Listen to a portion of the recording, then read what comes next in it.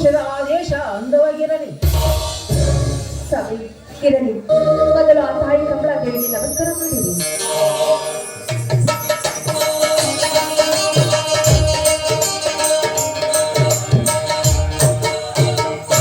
ಅಮ್ಮ ಕಮಲಾದೇವಿ, ಇಂಥ ಚಂದ ಮುನ್ನವನ್ನು ಚಂದಾಡಿ ಚಾಮುಂಡೇಶ್ವರಿ ಎಳ್ಳು ಕೊಡುವಮ್ಮ.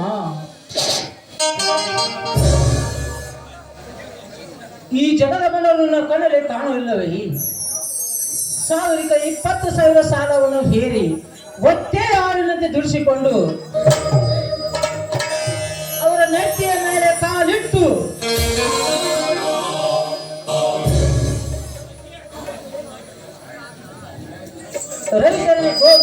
ರೈತರನ್ನು ನೇಣ ಹಾಕಿ ಅವರ ರಕ್ತವನ್ನು ಕುಡಿದು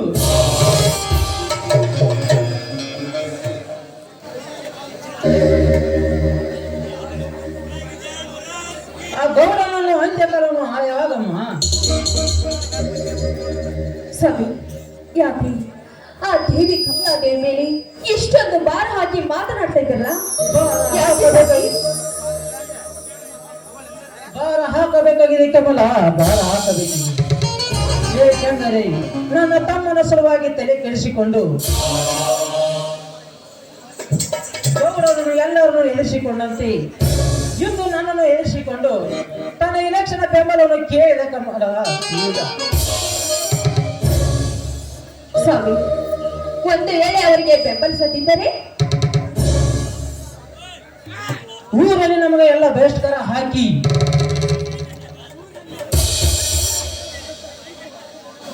ನನ್ನ ತಮ್ಮ ಶೇಖರನ್ನು ಕೊಲೆ ಮಾಡುತ್ತೇನೆ ಎಂದು ಹೇಳಿದ ಕಮಲ. ಸ್ವಾಮಿ, ಈ ವಿಷಯ ಏನಾದ್ರೂ ನನ್ನ ಮೈದರಿಗೆ ಗೊತ್ತಾಗಿದ್ದೆ ಆದ್ರೆ ಅನಾಥ ಆಗೋದ್ರಲ್ಲಿ ಸಂಖ್ಯವಿಲ್ಲ ಸ್ವಾಮಿ. ಹಾಗಾಗಿ ನಾವು ಮುಂದೆ ಏನೇ ಮಾಡೋದು? ಅದಕ್ಕಾಗಿ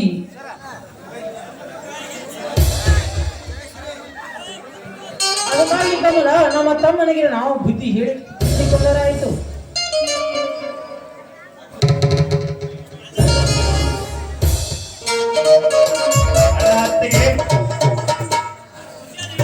ಹೋ ತಮ್ಮಂದರು ಹೀಗೆ ಬಂದ್ರಿನಪ್ಪ.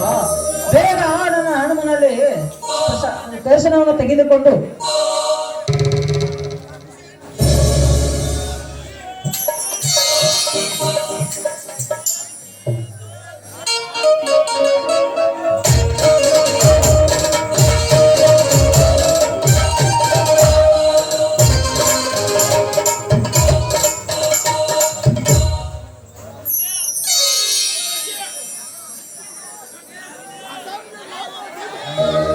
ಅಣ್ಣ ಅತ್ತಿಗೆ. ಹೌದಣ್ಣ, ಈಗಲೇ ಬಂದೆವು. ಅದೇನೋ ಅತ್ತಿ ಮುಂದೆ ಅದೇನೋ ಹೇಳ್ತಿದ್ದಲ್ಲ, ಏನದು? ಹೌದಪ್ಪ, ಅಂತ ಪ್ರಸಂಗ ಬಂದಿದೆ ನನಗೆ. ಯಾಕಣ್ಣ ಜೋಡಿ ಹುಲಿಗಳಂತೆ ಇಬ್ಬರು ನಿಮ್ಮ ತಮ್ಮಂದಿರು ಇರುವಾಗಲೇ ಅದೇನು ಅಣ್ಣ ನಿನ್ನ ಮೇಲೆ ಬಿದ್ದಿತ್ತು? ಹೇಳೀಗ, ಈಗ ಯಾವನ ಕಟುಕನಿಗೆ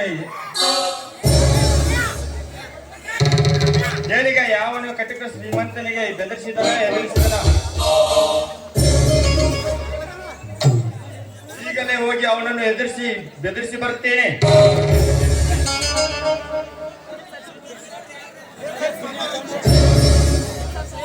ಅದೇನಿಲ್ಲಪ್ಪ, ಮೊದಲಿಗೆ ನೀನೊಂದು ನನ್ನ ಮಾತನ್ನು ನಡೆಸಿಕೊಳ್ಳಬೇಕು. ಒಂದೇ ಕೈಯ ಹೊತ್ತು ಕೇಳು. ಅದಕ್ಕೆ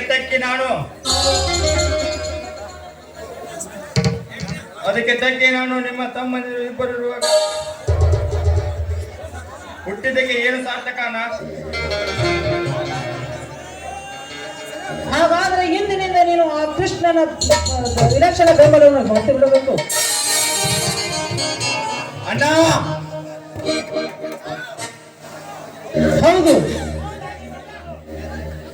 ಹೌದು, ಆ ನಾಗೇಗೌಡರು ನಮ್ಮೊಂದಿಗೆ ಎದುರು ಹಾಕೋದು ಬೇಡಪ್ಪ, ಬೇಡ. ನಿನ್ನ ಮಾತಿನ ಅರ್ಥ? ಆ ನಾಗೇಗೌಡನಿಗೆ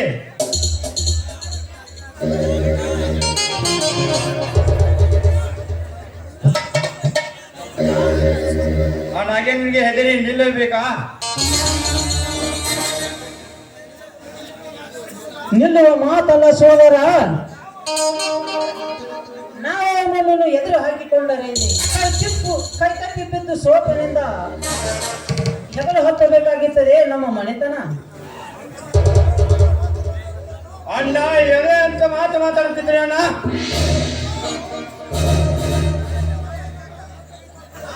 ಈಗಲೇ ಹೋಗಿ ಆ ಗೌಡನ ಕತ್ತರಿಸಲಿ ಬರ್ತೇನೆ. ಮೈದನ ಬೇಡಪ್ಪ ಬೇಡ. ನಿಮ್ಮ ಅಣ್ಣನ ಹೇಳೋ ಮಾತು ಸ್ವಲ್ಪ ಕೇಳು ಮೈದನ.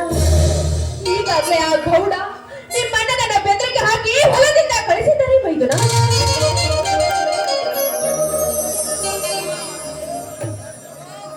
ಏನ್ ಮಾತಾಡ್ತಿದ್ಯಾ ಅಮ್ಮ ನೀನು? ನಮ್ಮ ಹೊಲಕ್ಕೆ ಹೋಗಿ ನಮ್ಮ ಅಣ್ಣನ ಕೈ ಮೇಲೆ ಮಾಡಿದ್ದಾನೆ. ಅವನನ್ನು ಇಂಚಿಂಚಾಗಿ ಕತ್ತರಿಸಿ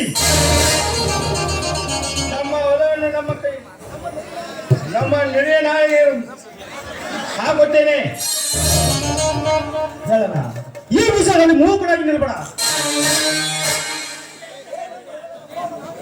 ಏನೊಂದು ಹೇಳಲಪ್ಪ ಅವನು ಆಡಿದ ಮಾತನ್ನು. ಅವನು ಏನು ಹೇಳ್ತಾನೆ ಅದನ್ನ ಹೇಳೋಣ. ಈಗ ಹೋಗಿ ಆ ಗೌಡನ ಮನೆಗೆ ಹೋಗಿ ಅವನನ್ನು ದರದನ್ನು ಎಳೆದು ತಂದು ಅವನ ರುಂಡದಿಂದ ಮುನ್ನವನ್ನು ಬೇರ್ಪಡಿಸಿ ಅವನ ರಕ್ತದಿಂದ ನಿಮ್ಮ ಪಾದ ತೊಳಿತೀನಿ. ಈ ನಿನ್ನ ತಮ್ಮಂದಿರೋದು ನಿಮ್ಮಿಬ್ಬರ ರಕ್ಷಣೆಗಾಗಿ.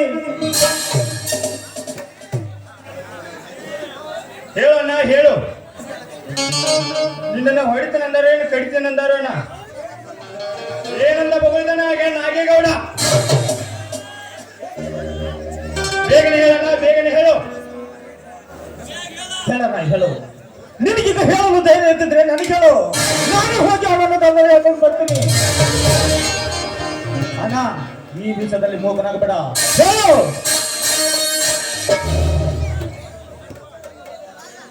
ಅವನನ್ನು ಕಡಿದುಕೊಂಡು ಎಷ್ಟೋ ಜನ ಕಷ್ಟದಲ್ಲಿ ಕುಳಿತುಕೊಂಡಿದ್ದಾರಪ್ಪ.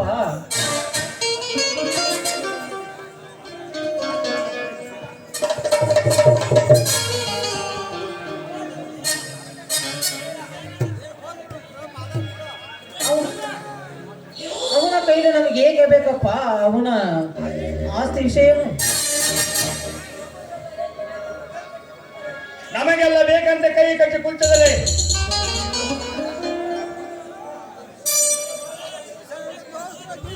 ಈ ಸಮಾಜದಲ್ಲಿ ದೊಡ್ಡ ಪುಂಡನಾಗಿ ಬೆರೀತಾನೆ.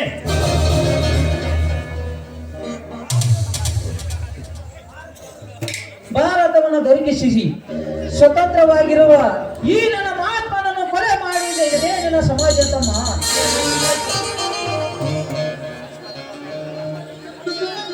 ಅಂತ ನೀತಿನನ್ನು ಕೊಚ್ಚಿ ನಾನು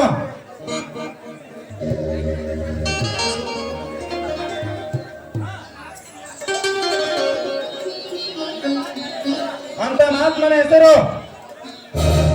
ಇಂದು ಭಾರತದಲ್ಲಿ ಕುಳಿತಿದರೆ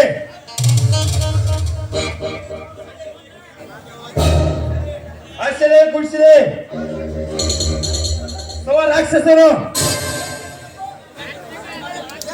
ಅಂದಾಗ ನಾವೇಕೆ ಹೆದರಬೇಕು?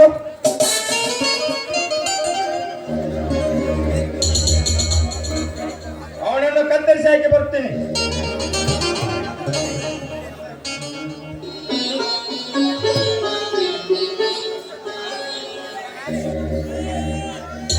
ಹೋಗಲು ಬಿಡು ಸೋದರ. ಈ ಸಮಾಜದಲ್ಲಿ ನೀವು ದೊಡ್ಡ ಅಧಿಕಾರಿ ಬಂದರೆ ಸಾಕು. ಅಣ್ಣ, ಜನ್ಮ ಸ್ವಾರ್ಥಕವಾಯ್ತು. ಅದಕ್ಕೆಲ್ಲ ನಿಮ್ಮ ಆಶೀರ್ವಾದ ಬಲಬೇಕಣ್ಣ. ಇರ್ಲಿ, ಇದೇ ಸಂತೋಷದಲ್ಲಿ ಎಲ್ಲರೂ ಹಾಡಿಕೊಂಡೇನು. ಆಯ್ತು ತಮ್ಮ, ನೀ ಹೇಳಿದಂತೆ ಆಗಲಿ.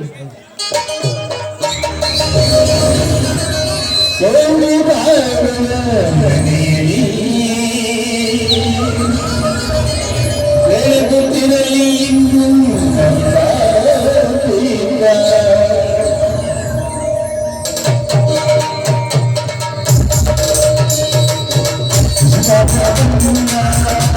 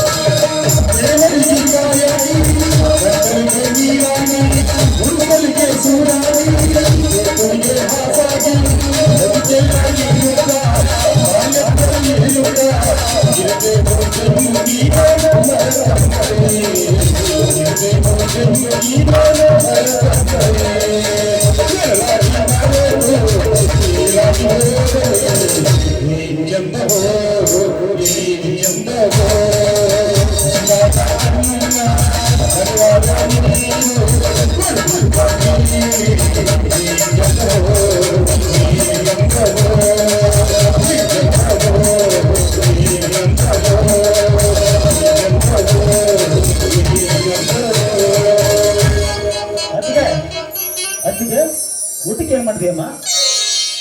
ಮೈದಿನ ಬಾರಪ್ಪ, ನಿಮಗಾಗಿ ಸಿಹಿಯಾಗಿ ಅಡಿಗೆ ಮಾಡಿದ್ದೇನೆ, ಎಲ್ಲ ಸರಿ ಊಟ ಮಾಡೋಣ.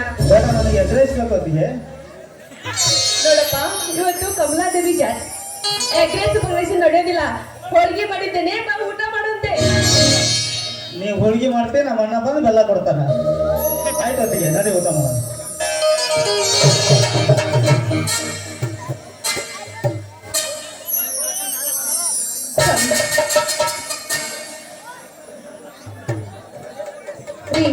ಅದ್ಯಾವ ಮಾತು ನಡೆಸ್ಕೊಡಿ ಅಂತ ಹೇಳಿದ್ರಲ್ಲ, ಅದೇನಂತ ಕೇಳಿ ಸ್ವಾಮಿ.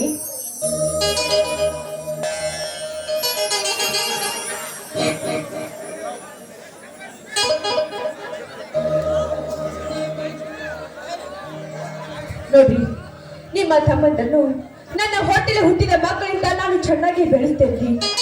ಈ ನನ್ನ ಉಸಿರು ಇರುವವರೆಗೂ ನನ್ನ ಮೈದರಿಗೆ ಒಂದು ಕೂಗಲ ಕೋಕ ಆಗುದಂತೆ ನೋಡಿಕೊಳ್ಳೋ ಜವಾಬ್ದಾರಿ ನಂದು. ಬನ್ನಿರಿ, ಹಸು ಆಗಿರ್ಬೇಕು, ಊಟ ಮಾಡಿರಂತೆ. ಆಯ್ತು ಕಮಲ.